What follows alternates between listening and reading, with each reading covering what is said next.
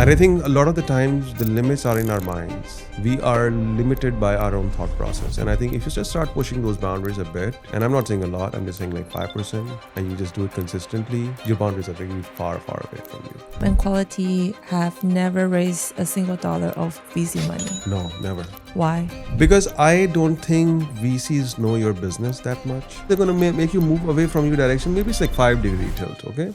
But it's like that thing which is 5-degree in the beginning, but slowly it becomes like 180 degrees. Because as you go farther and farther, the angle is just like widening all the time. Where do you see AI plays a role in your 10 years plan? Look, I mean, I think the AI is just a tool, and I think that is what every conversation I'm telling people. Just remember, people back in the days, they have had a hammer and then they figured out how to use the hammer. That's what it is. It's just a tool. If it makes you more efficient as a person, use it as a tool. Okay, so like you were a startup founder and then you build your team. How the founding team transit and what made you obsess about quality assurance?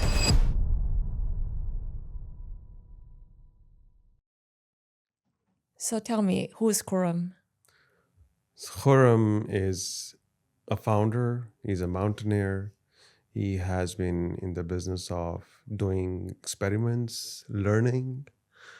And I've been experiencing life through different facets. So, I mean, like, I like to experiment. I like to learn through experiences, either somebody creating that experience for me or I create those experiences for myself. I like to produce music sometimes. I like art. I love arts, So that's who I am in a nutshell. For the people who don't know you, you have been in your industry for 15 years. So what is your title? So I have been working as a founder for the last 15 years in Kualitatem and Quality as well. The idea had been from day one that I want to do something which is more meaningful in the way that I understand. So when I was doing my job, the first job I worked as a QA engineer. My second job was also like a QA engineer, and I thought I want to set up something in the form of business where we can offer this specific service or these services to clients. And as a founder, my focus has always been how to define and redefine the business. Like, because a business is not a static thing. It's as we call it, like a living organism. So it evolves and it should evolve. And as a leader, as a founder, your job is to find new ways of evolving your business and taking it from one direction to another, and then making sure that all the people who are with you also grow with you. Because at the end of the day, a company or a business is a group of people coming together and making something happen. So if you are the leader, your job number one is to make sure that if there is a new course, new path, you are taking everybody along with you on that journey. And what is QA? Like you say, the first job is QA engineering. What is QA?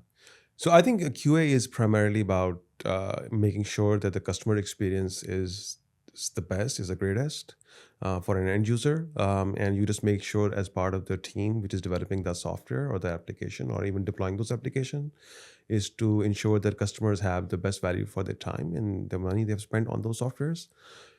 But in a technical way, the QA is all about making sure that the product is working as per the defined functionality and it's not going out of the way in that sense. Users are able to see the navigation, the workflows. They're able to understand the product much more simply, easily. And that's what a QA's role is to create that kind of a seamless experience for an end user by ensuring that all the workflows are implemented the way they are supposed to by the product team or the project team. And what made you obsess about quality assurance? Because a lot of people had the first job, they just dropped, right? Yeah. I mean, so recently in the last few years, I've started seeing this thing in my experience that testing and quality generally is about a circle. It's not a staircase, it's a circle. So you go from one point to another and you have to keep coming back to some certain point to improve them. And then you go back to the next point and then you improve that point further. It's a continuous process. I mean, like, you have to keep expanding that circle and making sure that different points where things are not really as per your current need or current process, They need to be optimized for that as well. So for me, quality assurance generally is about obsessing over this part, that okay, like what can we do better and how can we do it better. And it doesn't matter what product are we talking about. It could just be a process. It could be your even employees, working on those products. How can you help them be better as well? So it's not just a team doing something. It's about everybody coming together to make it happen. So I think that is the most important thing about quality assurance, in my opinion. And how did you grow up? Because I feel like something is deeper than that. Yeah, so I grew up back in Pakistan, back in Lahore. I went for I went for schooling over there. I did my undergrad over there. I did my master's over there. So I was pretty much like born and brought up and raised and studied over there in Lahore, Pakistan. And during my MBA class, I started seeing this problem that I don't want to work for anybody, kind of a scene about myself. So I did go and try. I got fired like 3 times. Only 3 times. Only 3 times, yes, exactly, because these are the 3 jobs that I had. So I got fired thrice, and I could see that I probably cannot work, like in a space where I'm confined with my own ideas, and I kind of struggle with that thought process. So in my MBA first year, I met my co-founder Jamil. He was my class fellow in undergrad as well. So back in those days, we would have this conversation, like when we're gonna grow older, we're gonna set up our own business in undergrad. So then I met him once in my MBA class, and he was doing his MSc from the same university. And we sat down, and he had already decided to set up something, and he was like, why don't you just join me? At that point in time, I had this concept of setting up a software testing company, because I thought that is one area where at least I know the stuff. And I think anybody who wants to do something, I mean, the easiest way to start is where you know something. It's easier to build a business around that. So fast forward, I mean, like we started this collaboration. We started talking to people about software testing. And in the process, like we figured out, okay, there is a demand for this. I mean, like I reached out to a few customers and potential customers, sent cold emails. One customer replied, and they said, I need something to be done like from tomorrow. And I was like, that's it, like we have our first customer, straight away. And then in that sense, we started talking to more and more customers. I mean, then I moved from Lahore to Dubai. And when we decided to move to Dubai, we had no money actually. We were just starting up, so we had something like $3,000 available in the bank. And Wait, is we or just you? no, I mean, like we as a company had like $3,000 only. So we were like, okay, Khurram, you take $3,000 and you go to Dubai and settle down over there and see if we can do something over there. So I came here to Dubai. I found a friend. He was able to give me some space to, basically a bunk bed kind of a scene. And I had to just, like every day I had to think about, I only have $3,000 and I need to maximize my time here. And so the more time I have here, probability of me finding some customer is higher. And typically what I would think is that I cannot go out because taxis are very expensive. So you just have public transport in Dubai, so you have to take. And the other part was, okay, like you just cook at home. Like everything that you need to do is just save money. Like just save money. You cannot spend anything anywhere. And that is how, like I got started in Dubai itself. So it took us like 5 to 6 months roughly. In between, I found a small gig that gave me another $3,000 to $4,000. But like 5, 6 months down the road, we found the first enterprise customer actually. What's the small gig? Oh, it was somebody, I met somebody, they were like, we need some sort of web development to be done. I knew a friend who had a web development company. So I asked him that, do you want to lead this project? And I told him there is this customer who needs this service. We don't do this because we are more focused on software testing. So he took up that project, and that's how we made some money on that project, basically, by asking them to work on that project. I mean, a lot of founders in the early stage, when they are focusing on something that they're building, for instance, in your case would be quality assurance, software testing. Yeah. But because you found a small gig, a lot of people just distracted.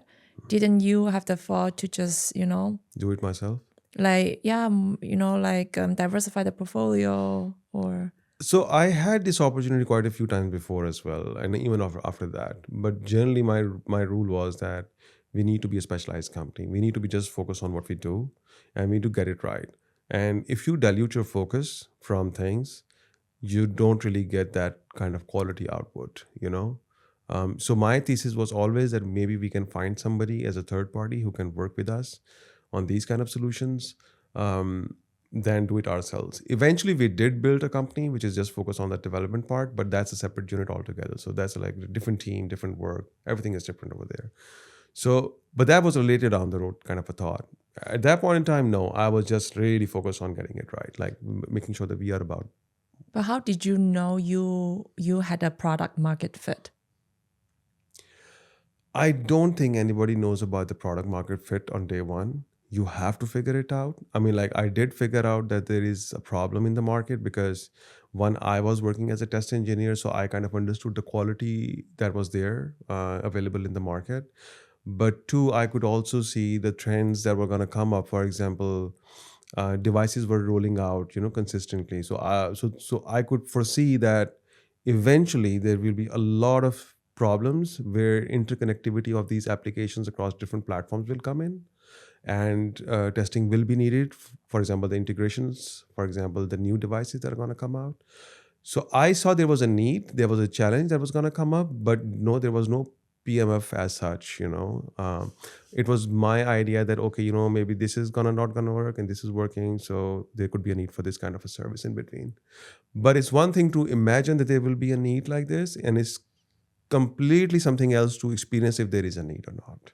Right. Yeah, because sometimes it takes 1 month, sometimes it takes 10 years. You don't know, right? Yeah. As a founder, how can you ensure that you are not on a wrong path? When to give up and when to decide to keep going?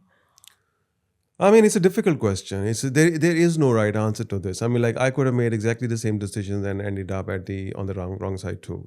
With the same, because at the end of the day, you need to have a lot of factors going in your favor as well. And as a founder, you need to pick cues. And like, not every data will give you the answer that you're looking for. You have to pick cues. You have to have a very strong gut feeling about what you're doing, because gut feeling is not just a gut feeling. I think it's also a form of knowledge. So you have to collect all of these pieces together and then figure out if you are on the right journey or not. I mean, I think as a founder, the biggest problem is that you are almost like married to your idea and you love it so much that you can't let go. And it's a hard thing. But I think as a founder, that's a call you have to make. I mean, eventually, if you are not successful, eventually you have to make that call. But I believe that one should trust their instincts, their gut feeling, a lot more than people do. I think a lot of people just don't trust their gut feeling, actually, or their instincts. And I think we should trust that more. But if you see the challenge is there, that the customers are not buying your product and there is nothing available in terms of the growth that you're looking for, then probably it's a better idea to close down, because in any case, I think we end up discounting the amount of learning we get in the process. Like, we sometimes end up thinking of things as success and failure, or let's say achieving product market fit or not market fit. But I think there is just so much more to that, the whole process. I mean, like, you learn so much about yourself, about what you think is the right thing to do, what you think is the wrong thing to do. You get to learn, unlearn, relearn. That I think that is a much bigger value than what you eventually get on with the product or the business, or does it work or it doesn't work, in my opinion. Okay, bring me back to Dubai years ago with 3,000 in your bank account as a founder. Were you not confused? When I came here, at a very weird time in a way, because there was this financial crunch here in the region, right? Um, and that is back in 2009-10, right? And pretty much everybody told me to not go here, Why? because there is financial recession or financial crunch, right? So I mean, like, you will not get business because people don't have that kind of understand. I mean, like, there is no appetite in that sense, and of course there is financial recession, so people will not spend money. They are only going to spend on essential things, which are more about product engineering, development. That's about it.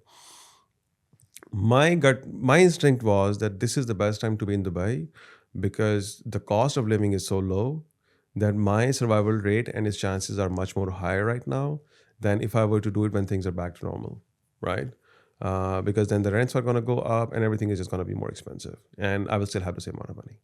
So that is where I took the plunge. So no, so I think my factor of thinking was not coming from the fear side or anything where I was confused. I think I was pretty clear that this is the time to go. If at all there is a time, this is the time to go. Actually, Very contrarian, no? very contrarian, very contrarian. I mean, like if I reflect back now, yes, it is, and I think that is pretty much how I've tried to do things. Like it's so against the like. I don't know, like something just like gets me going. If I see that, oh, this cannot be done, I'm like, hang on, let me try that. I want to do this. I want to see if it can be done or not. And I think a lot of the times the limits are in our minds. We are limited by our own thought process. And I think if you just start pushing those boundaries a bit, and I'm not saying a lot, I'm just saying like 5%, and you just do it consistently, suddenly your boundary, you don't have boundaries in a way, or you have your boundaries are really far, far away from you. Yeah, your limitation is your imagination. Is imagination. And yeah, it's, in many ways, this is what I've experienced all the time, that whenever I have thought that I cannot do something, I end up trying that. I've only realized that it's only in my head that I think that I cannot do it. Like it's literally not on the ground. Yes, it will have its own challenges, but then like anything else, you find some help, you talk to the right people, you understand the thing better, you improve your own knowledge, first, and then you go about taking on a challenge. And in my opinion, it gets better and better, like as you go along on this journey. And how the Dubai journey ended there, like. Dubai journey has still been going. True. Yeah, Yeah, Dubai. still No, I going. mean, like, 3,000 in the bank. I'm sure a lot of people right now listening has probably only also 3,000 want to build something, right? And then you were that person and you were in Dubai. You were Yeah. couch surfing. And what Yeah. happened there? So like I did some cold emailing, like, and somewhere down the road, somebody replied to me that there is an opportunity in this institution in Abu Dhabi. If you can come over there, we can have a conversation. I went there, and that is a slightly funny story too, because when I went to talk to these guys, it's a big enterprise out of Abu Dhabi. They refused to. So they had a consultant who was supposed to fly in, and for some family emergency, the guy said, I cannot fly in for like 2 months or 3 months, and you have to find some temporary solution for yourself, right? So I spoke to this guy who's the manager, and he said, you know what, there is an opportunity that I can give you like for 2-3 months, because we have this deadline. We need to finish this work in terms of testing. And if you can do it, then we can think about what kind of business we can look at you guys for future, basically. And I was like, okay. And the conversation was that we will not get paid for that role for at least 1 month. Because I told them, listen, I just want to work. I want to show you who we are. If you like our work, you can pay us the money. If you don't, you don't pay us the money. Wasn't that a bet for yours? No, because this is an enterprise. In enterprises, contractual processes take a lot of time. If I were to tell them that, listen, we need to have a contract in place first, and then we can do something with you, that would have taken like 2-3 months on its own.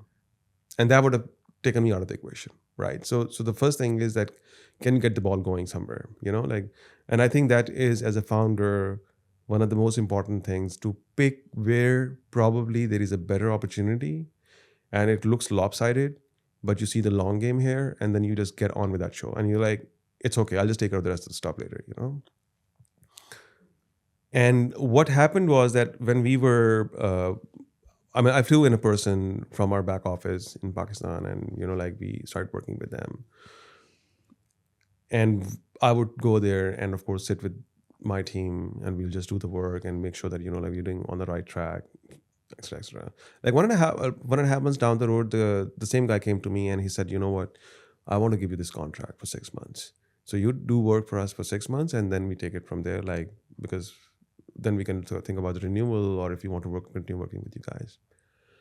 That account on its own became more or less like $800,000 worth of annual revenue for us.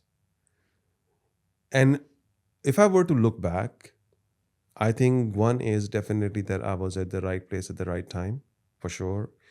And I think the call I took that we can just start for free and let's just see how it happens, how it evolves from there, was a big risk because we were like nothing as a business in that sense, like we're just starting up and we were working. But it worked out great for us, in that sense that, eventually that customer worked with us for 5 years and, it was a long contract. It was a big name. So that was our very large enterprise customer, which if we would go and tell other customers that, we are working with them, they would be like, okay, you must be doing something right that you're working with them. Why do you think they gave you the chance? I think they had a need. And it's important sometimes to identify those customers who actually have a very urgent need for whatever you offer, because sometimes because of their urgency and if you do a great job, they can be your champion as well. Because you have solved something in their crisis moment and you have enabled them to be successful through your solution, through your offering, through your work. A lot of people would remember that. I mean, and they will take you places because of what you were able to offer them in that moment. Yeah, because I was just wondering, for an enterprise choose a service provider who are just starting out, it's unusual, right? The chance seems low. Plus, you say they are one of the biggest in the industry, right? So I'm just The wondering, probability is very less. I agree with you in that part. right? Yeah, And very less. I think you took a really big bet over I there. took a really big bet. Yes. I mean, like, and it could also easily, it would have failed, like, again, I mean, Yeah. there is no, that's what I'm saying. I think it's very important to not just focus on the success and the failure. It's also the process with which we went through to be either successful or didn't achieve success in certain cases. So I think the process is and the learning is very important in my opinion. But yes, I mean, like, I think I had this, like, somehow, and still have this appetite for taking those unusual kind of risks, because I think eventually, I mean, like, how do you then stand out in some ways? Like, I'm a startup, right? I mean, there are people who are established players before us, and they are doing a great job of their own, right? I mean, everybody knows them. But what do you do to stand out in some way? Okay, and I think one very easy way is to stand out through your great service or customer experience, whatever you want to call it, because people will not forget that part. I know somebody in Saudi who once recommended us a customer by saying this exact same thing that I'm telling you. He told them that, listen, I don't know if they can do it for you or not, but I have tried them in the most difficult situations that I have been in as a project manager, and they have always been successful with me. So they are a good team to work with. So I think that kind of word of mouth, which you get, and which is a function of the trust that you gain from that user, that customer, um, is very critical for your success as a founder, as a startup. You know, and you have to make some bets for that. You have to take some bets. I mean, they may work out, they may not work out. That's a secondary thing. But, like, I think the starting point is to make sure that you do that. Was that deal your first snowball? Yes, Yeah. yes. But funnily enough, it was such a big deal that it had its own challenges. Like, because like, sometimes we all want to close in the big customer, and the big customers come with their own requirements. Like, and you have to serve them, and it's not easy because then they expect you to be like just serving them, and that's a hard thing to do as well. And I was pretty much, I mean, like, one downside that I still remember of having that win was, or success was, that I would spend a lot of my time over there. And I was not able to spend my time anywhere else because I could have gone out to find more customers, talk to more people, but I couldn't because, they were just so big that they expected me to be there. And I think that is one dilemma that every founder faces, because if you sign up a big customer too early, sometimes it's almost like that you have to give up your own time, like to make them happy or to keep them happy, because then your lifeline depends on them, or that revenue that is coming from them. So you're of course bound to make sure that you are really guarding that piece. But how does it work? Like, so you close this deal and then your time are bounded with this client, and there's a runway you can see, right? Yeah. And then because of that is so big, you need to hire people. No? Yeah. Then how do you solve that? So I did not hire anybody in the first 5 to 6 years, like in terms of sales team or driving that the growth team But the specifically. testers. So testers we had.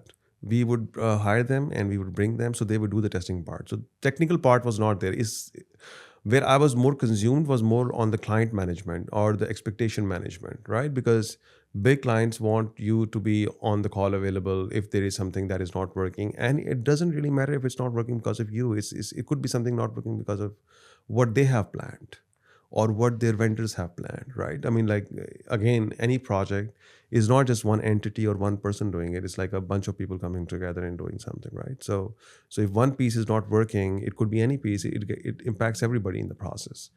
So so my time was more spent from the customer management slash their expectation management scene.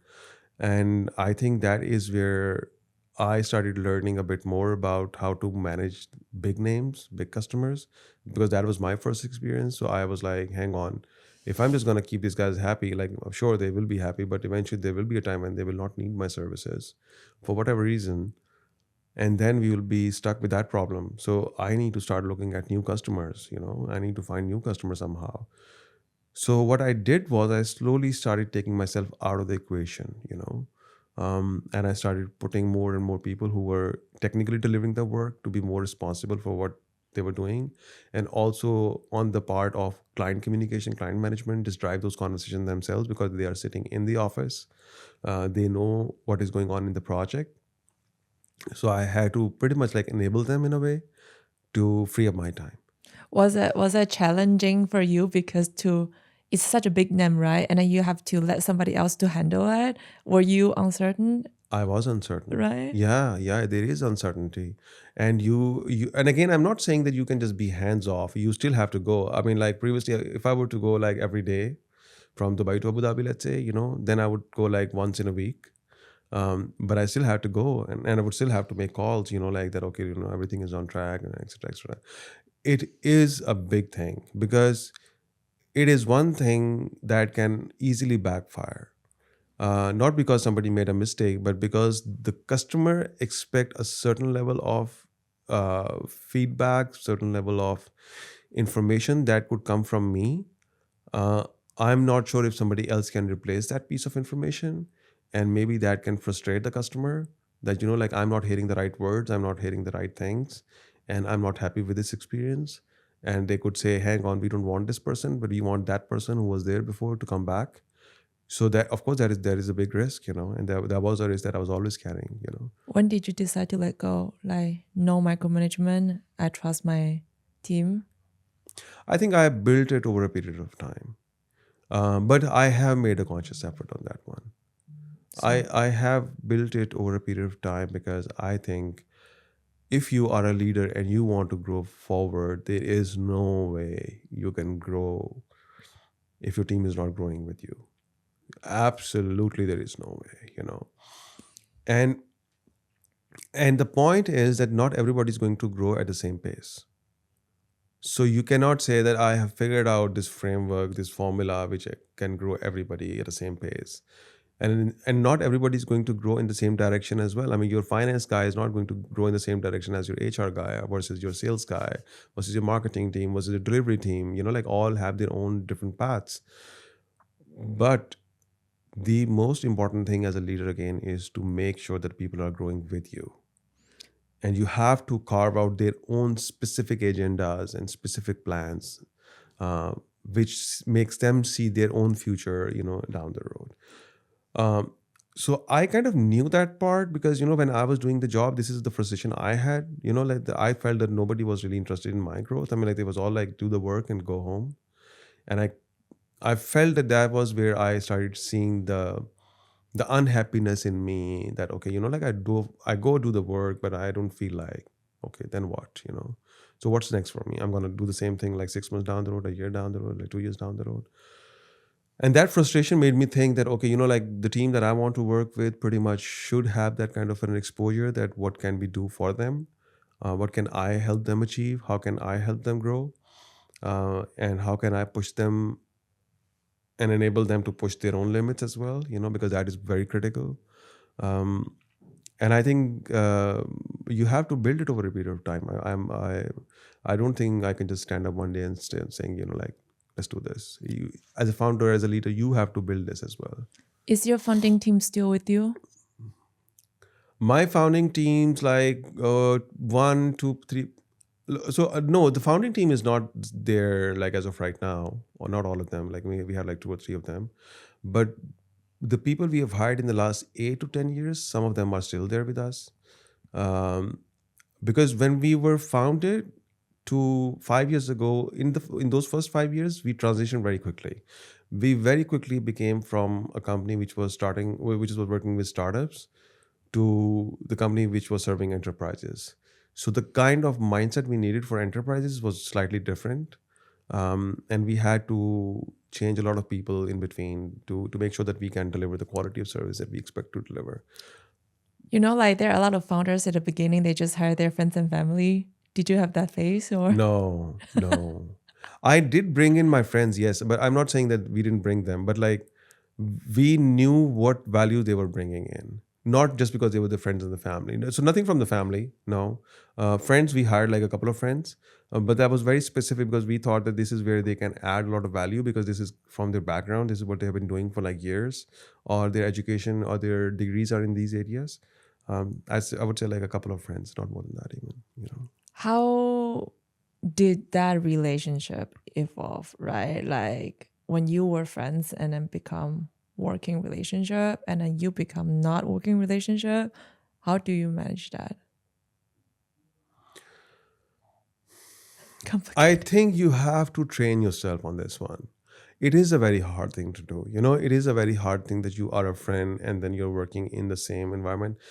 And I think it's slightly more different when you are in an environment where one person is driving the show at a level and the other person is like in the passenger seat with you.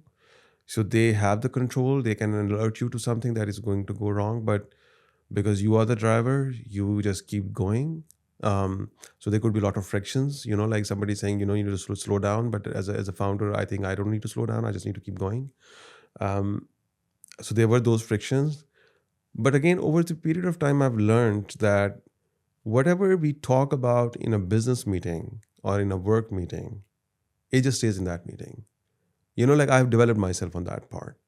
I do not try to bring it after that conversation. Even if I have the most heated conversation, once that meeting is over, that meeting is over. But what if they got personal? Like Really can't do much about others, to be honest. Can't do much about others. can't do much about it. I mean, that's beyond as I would say, this is above my pay grade. Like I really can't do much about what they think. I do definitely tell them, if you have this thing, and because I've seen that it's not like I've not experienced this. I definitely tell them my version. I am open to them to criticize me if they feel like, because that is how it should be. Like I'm not aware of everything. Like I have my own weaknesses, so I have my own issues. So I'm very happy if somebody comes along and says, like you did this wrong, you said this thing wrong, and this is not how it's gonna work. Very happy with that. Um, but beyond a certain time, a point, I don't know what to say to that. Like I mean, like I can be open in the conversation. I can say, like feel free to come and talk to me and resolve the issue if you did something. But I am one of those people who would just like to move on. Like I don't feel like the idea of staying stuck in the thought process is in any case a good idea. Like so.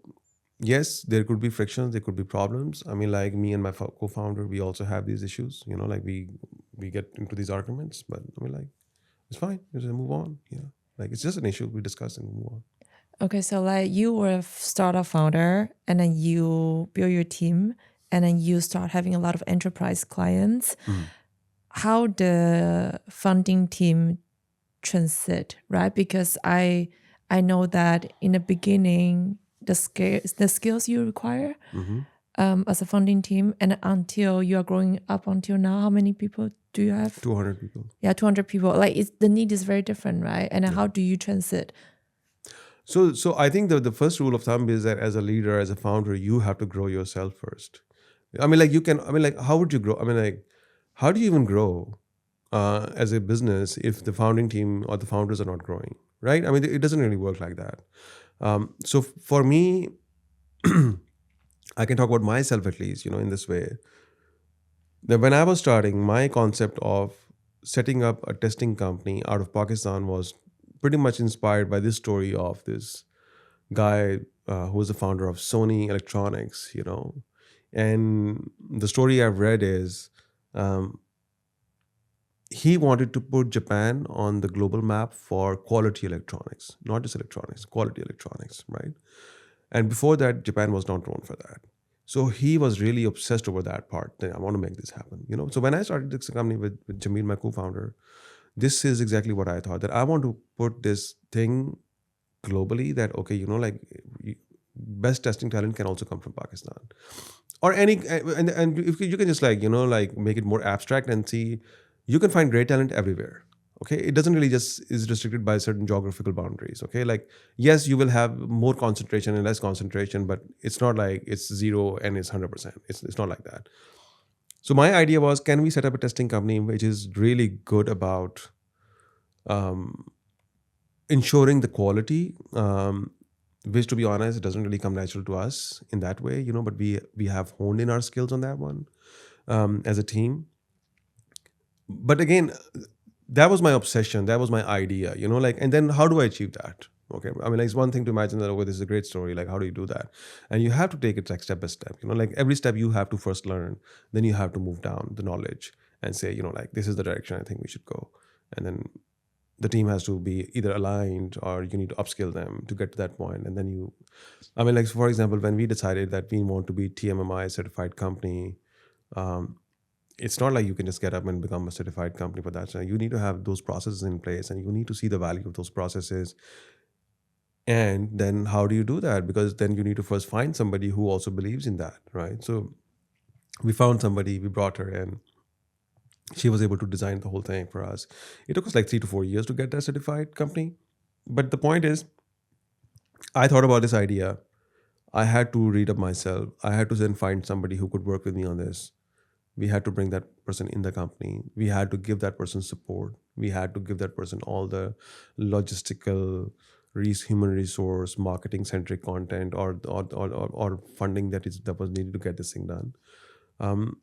But that's how you basically slightly start growing your business. Like you have to think of, okay, what is next down the road for me, 2 years from now, 5 years from now, and then you start trickling down. And then pulling people up, trickle information down, pull people up, enable them, and then go on the journey. So 15 years, you are right now named top 10 by Gartner. Yeah, we were in the top 10 global players for mobile app testing, specifically in Gartner as well. Yeah, exactly. Yeah, that was in 2018 that they mentioned. So you built like for the past 15 years, and then you already got that, and then you're at the top level of like TMML certified, yeah. right? Company.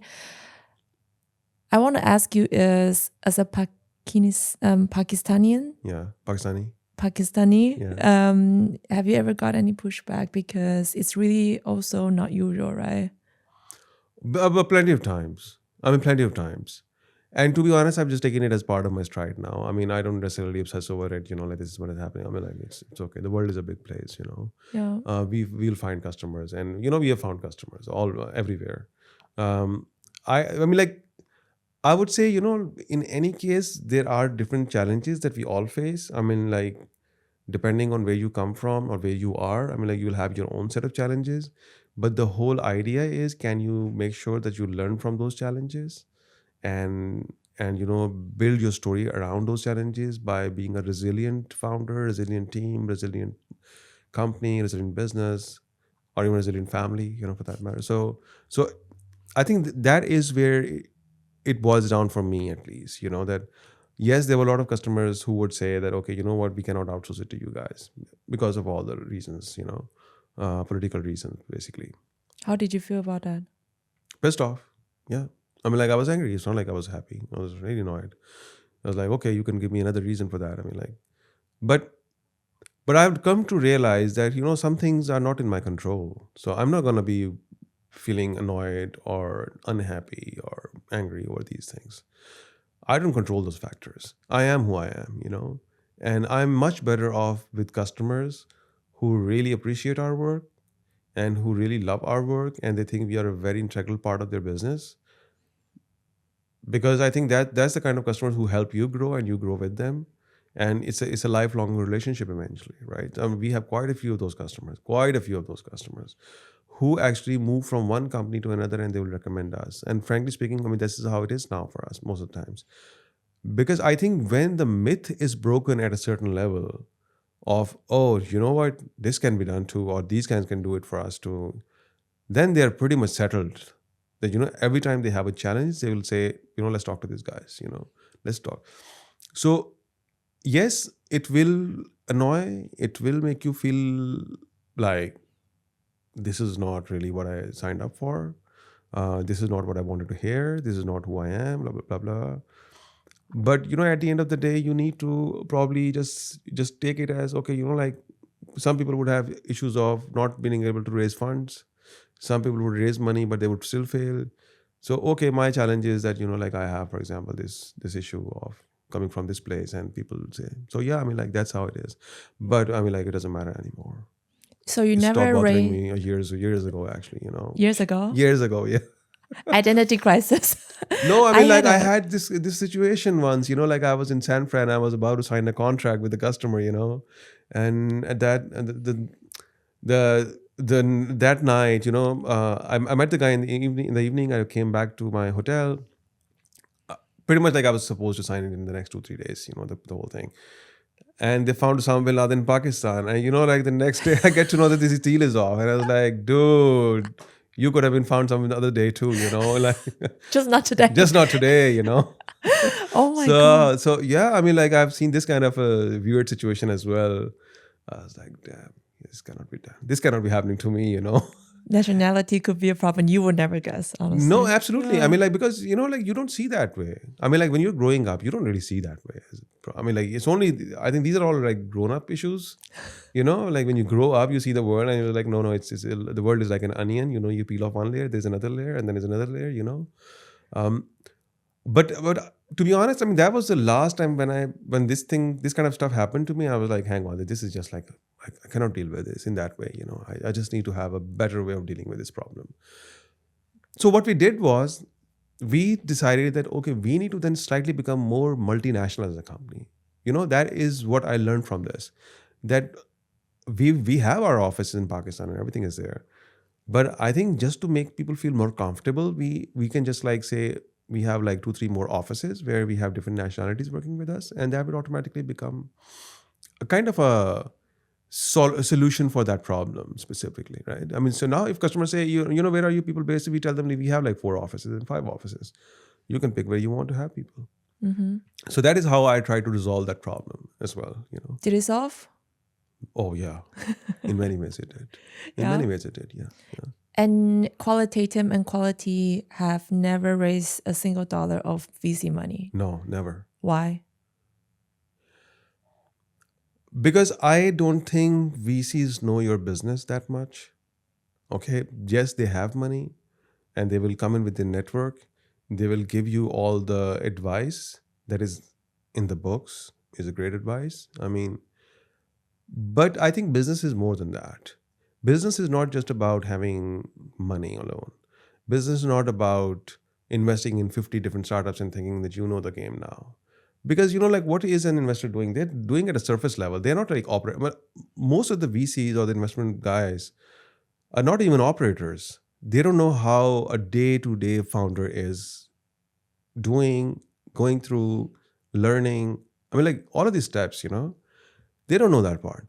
So then the question becomes that, okay, if I want to raise money and somebody comes in and they actually have no experience of operating a startup or a company in either consulting or in the product space, for example, what are they going to come and tell me, At best, my conversations will probably start becoming that, hang on, like this is my experience, this is his experience. It doesn't really match, So I'm not saying that I'm against this idea specifically that much, but I definitely feel that if you can pull off the game without a VC money, just do that. Because in any case, the numbers are that 8 or 9 out of 10 startups that VCs invest in are also failing. Okay. So VCs don't know the game that well then. Okay. Otherwise, any successful, sane person will invest in 10 startups and would expect only maybe like 1 or 2 to fail. If you know the game too well, or you really know the game.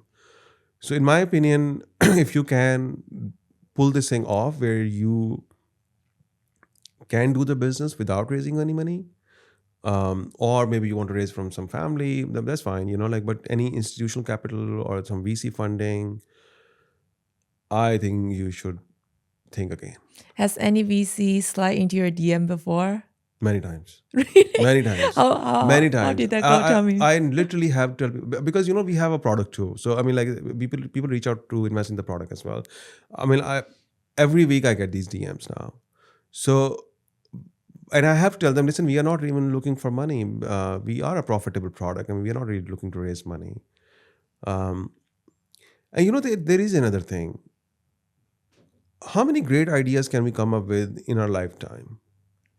Per person or what? Like Per person, yeah.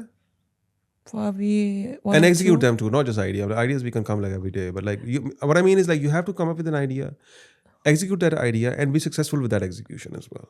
How many can you do in your lifetime? One or two. One or two, right? Yeah. I think I already have two. You use up your luck. Yeah, because it is actually one or two, maybe three. Now, if you have this idea and you believe in something, and for example, somebody invests in you, right? And they say, hang on, take this money, but here is the direction. Okay, now they're going to make you move away from your direction. Maybe it's like 5-degree tilt, okay? But it's like that thing which is 5-degree in the beginning, but slowly it becomes like 180 degrees. Because as you go farther and farther, the angle is just like widening all the time. And a lot of the startups that fail, I think fail over here. I mean, I was listening to Vinod Khosla, and he was saying in his interview to, I think, Sam Altman, the same thing, that 90% of the VCs who sit on the board don't even know what they're talking about. So if such established guys are talking the same thing, I think there is some value in this. And hence my opinion is that if you can raise some money from your family, maybe that's a better way. From friends, perfect. But don't go for this like institutional investors / VC money if you can build without it. Has any PE firm, private equity, wanted to buy Kualitatem or We have been Kualitee? approached by PE firms to buy Kualitatem, yes. But we have so far said no. Yeah. Why? Yeah. No, because we have stuff to do. We have stuff to We do. have Mission stuff to do. still Yeah. ongoing. We have stuff to do. Yeah. I mean, like we have big things to do right now. We are not really interested in that kind of conversation right now. I mean, like personally, I really want to open up a few more markets for ourselves. I mean, like I love opening markets, and I think that is something that I really enjoy doing it because that makes me learn so much about the culture, to be honest. Like it's one thing that you do the business, but it's just totally something else to learn the culture and the nuances of that culture and to talk to those people and understand their pain points and understand how they think about things. And I think I want to do more of that right now. Which markets you open already? Also, we are working in the US, in Pakistan, in UAE, in Saudi, in Qatar. So we are working like 5 countries. And then we are doing some projects here and there in the UK, Canada, like that's there. But I'm really interested in opening up something in Africa because I think that is a huge market again, underserved market. Asia Pacific, I think huge population, huge market, huge potential, huge growth. These are the 2 regions that I'm definitely more interested in doing in this year and the next year. Yeah, like so you're gonna 2026, open 2027, that's my target, Africa and Asia Pacific. like any reason or beside underserved or just because you're contrarian? Because I think there is a lot of value in working with those economies. One reason is that if we have learned something really well, and if we can do something really well, and we go to these markets, the appreciation of doing a great job over there will be slightly more than doing the same thing in, let's say, a well-established market, in my opinion. I think they will see more value in that because they would be struggling with that, right? So that is one perspective I have on that one. The second one is, I think they also need to see, or I mean, like assuming if they are not seeing it or they don't see that what having good quality product means for their end users, right? Their users, if they can have great experiences, which are at par with any other place in the world, then I think if we can be part of that contribution, I mean, like I would really want to be that company or that business who can play that part actually. So, I mean, these are the 2 driving factors in my thought process. The third one is, of course, that I think a lot of people are just like, when we came to the UAE market, people were not really interested in GCC as I mean, like right now you hear everybody talking about Dubai and Saudi and all of that, right? I came here like 2010. It wasn't really a big thing to be here. Everybody wanted to be in the US at that time, or the European market, right? But like I happened to be here. 10 years ago, I decided to be in Saudi because I thought there was a lot of value in opening up the Saudi market. It's a big market, underserved. Like people have expectations. People have those. They want those kind of experiences, but it's not there on the ground at least. So now everybody wants to be in Saudi, but like we were there like 10 years ago.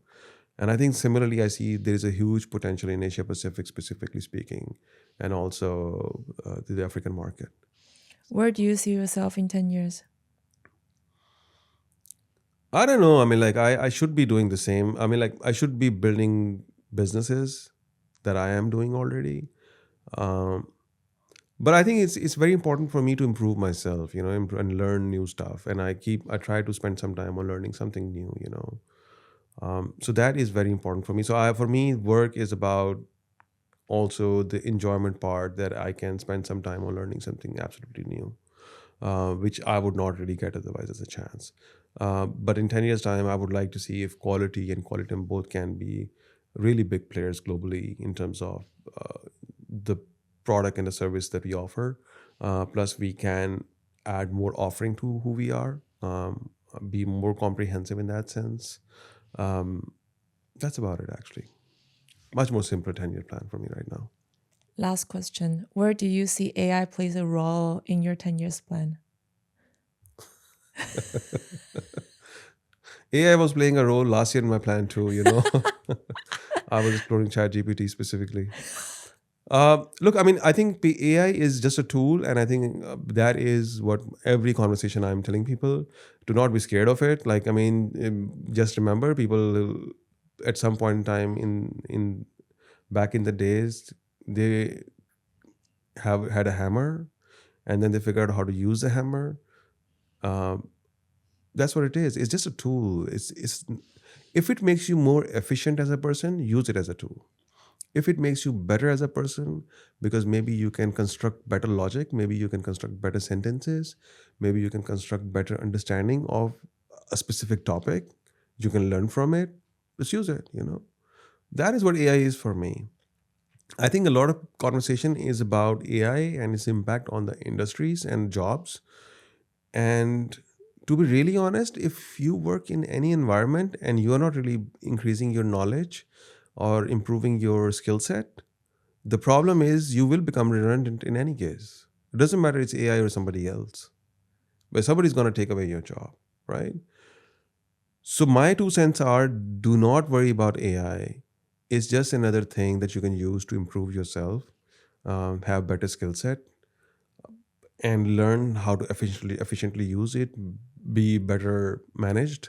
But that's about it, actually. And nothing more than that on AI. Thank you, Khurram, for everything you are sharing today.